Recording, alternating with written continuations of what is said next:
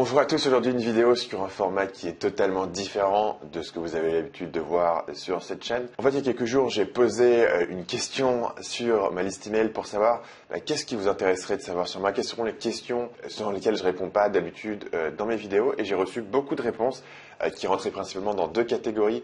Vous avez premièrement des questions sur moi, ma vie, mes parcours, mon étude, mon histoire, etc. Et deuxièmement, vous avez des questions sur mon business model actuel, comment ça fonctionne, comment je gagne de l'argent, etc. Donc au final, j'ai décidé de séparer ça en deux vidéos. Là, vous regardez la première vidéo qui parlera de la partie sur ma vie. La raison pour laquelle beaucoup de gens avaient des questions, c'est parce que vous savez peut-être même pas ça si vous venez juste de me découvrir il y a quelques semaines ou même il y a quelques jours. Mais c'est que moi j'habite au Vietnam et ça fait à peu près 3 ans que j'habite ici. Dans cette vidéo, je vous expliquerai un petit peu les raisons de ce choix, pourquoi j'habite ici, qu'est-ce qui me plaît ici, depuis combien de temps je suis là, etc.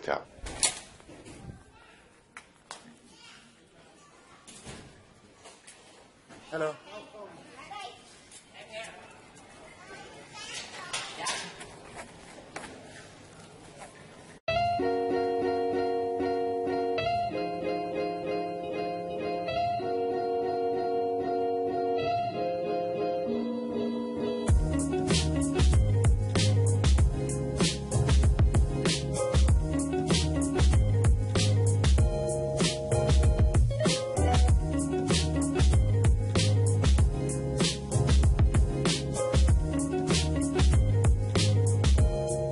C'est ici que je prends mon petit déj tous les matins et c'est probablement un bon endroit pour vous expliquer pourquoi je suis au Vietnam.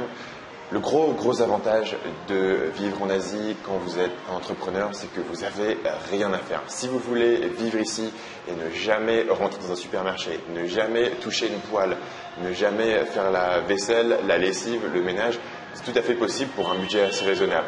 Et donc même quand vous commencez, vous pouvez venir ici, bosser toute la journée comme un gros malade, rentrer chez vous, dormir, manger au resto et vous êtes tranquille, rien d'autre à faire. Le budget pour tout ça peut varier si vous êtes plus ou moins dépensier, mais grosso modo pour vous donner une idée, moi je dépense environ un peu plus de 1 000 € par mois pour vivre ici très confortablement.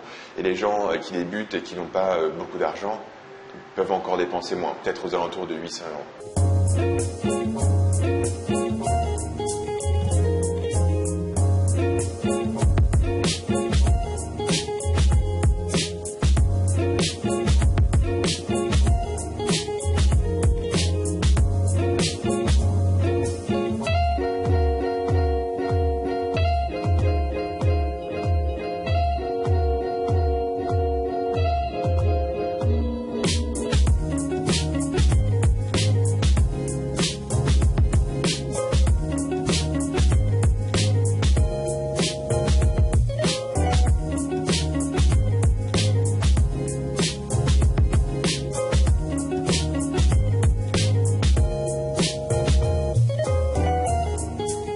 C'est ici que je travaille tous les jours, c'est un coworking. Vous voyez qu'aujourd'hui il n'y a personne, c'est parce qu'on est dimanche.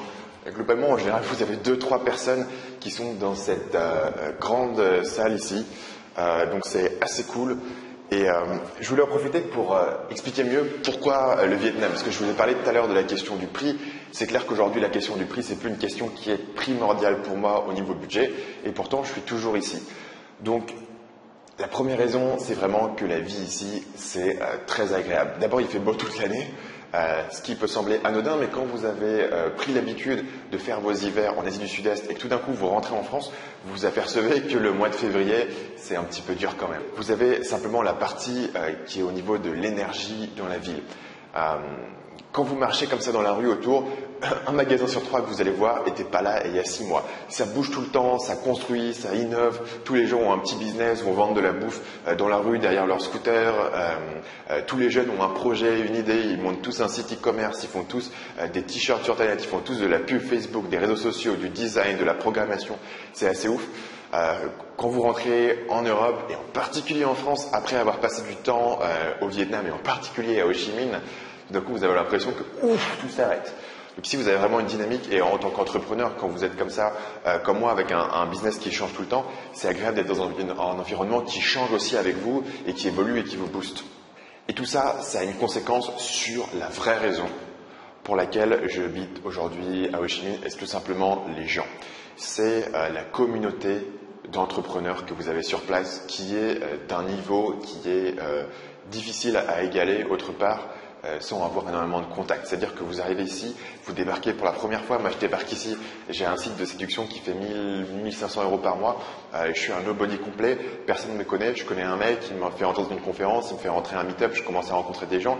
Et les gars que je rencontre sont des mecs qui sont multimillionnaires. Où est-ce que vous arrivez à rencontrer des mecs qui sont multimillionnaires, qui vont parler à un gars qui vient juste de débuter? Et ici, c'est possible. Tous les mois, on a différentes rencontres. Et à ces rencontres, vous allez avoir une cinquantaine d'entrepreneurs. C'est des gars de haut niveau. Tout le monde a son business. Les gars ont des équipes. Les gars font des chiffres d'affaires qui se chiffrent soit dans les centaines de milliers ou dans les millions de dollars chaque année. Et ces gars-là, ils sont assez accessibles. Vous pouvez aller discuter avec eux, prendre une bière, aller prendre une bouffe. Et il y a une ambition à Ho Chi Minh. Il y a un niveau de projet, de dynamisme qui est, à mon avis, pas présent dans les autres villes en Asie dans lesquelles j'ai pu aller. Donc je pense qu'à Bangkok, vous avez un petit peu de cette dynamique. Mais par exemple, à Chiang Mai, qui est aussi une destination très populaire chez les nomades digitaux, la dynamique est un peu différente. C'est un peu plus relaxé selon moi. Donc Ho Chi Minh, ça combine une qualité de vie incroyable, ça combine une qualité de gens que vous pouvez rencontrer incroyables qui vont vous démonter dans votre business. Moi, je suis passé en quelques mois en arrivant ici de faire 1200, 1500 € par mois à faire 3000 €. Juste parce que les mecs m'ont recadré, les mecs m'ont dit ok, tu te concentres sur ça, ça, ça. Et tout d'un coup, vous avez l'expérience de personnes qui sont dans le business depuis beaucoup plus longtemps que vous et qui continuent à vous driver. Aujourd'hui, ceux qui me suivent savent que j'ai lancé récemment un logiciel qui s'appelle Ads Copilot. Et bien ici, j'ai plusieurs potes qui ont des logiciels qui rapportent des dizaines de milliers d'euros tous les mois. Et je peux aller voir ce mec et lui dire écoute, comment tu es passé du stade où moi j'en suis, où on a lancé et on a une centaine de clients, au stade où toi tu en es et où tu as 10 000 clients. Et donc évidemment tout ça, ça crée des attachements. Moi je suis là depuis à peu près 3 ans, donc au final ce que vous allez avoir c'est vous faites des potes, vous faites des amis, vous faites des relations. Et donc du coup c'est pour ça que maintenant que je suis resté ici. Tout simplement parce que mes potes sont ici, ma communauté est ici, je me sens très à l'aise ici, je me sens beaucoup plus à la maison ici. D'ailleurs quand je suis rentré à Paris pour l'été dernier, en général je passe l'été en Europe pour aller voir ma famille et puis je passe quelques semaines à Paris pour rendre visite à tout le monde. Et je dois avouer que quand j'étais à Paris la dernière fois, je me suis senti vraiment comme un touriste. Je me sentais pas du tout chez moi. Et c'est ici que je me sens chez moi. Donc là, je suis en train de monter dans le coworking. Parce que je voudrais vous montrer un endroit que vous avez déjà vu, mais pas de cette façon-là. Là, on a une petite terrasse.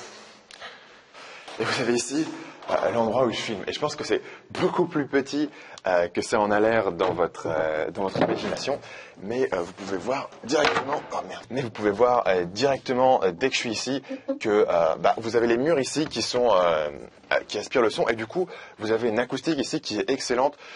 J'ai ma petite salle à moi où je peux enregistrer mes vidéos, mes podcasts. Donc ça, c'est l'explication de pourquoi vivre au Vietnam. Avant de terminer, les autres petites questions qui m'avaient été posées sur les parties un peu plus personnelles. D'abord, mon âge, j'ai 25 ans. Et j'ai commencé dans le business en ligne il y a environ 5 ans. Parce que j'ai commencé bien avant d'avoir un Marketing Mania. À l'origine, j'avais un site dans la séduction et dans le dev perso.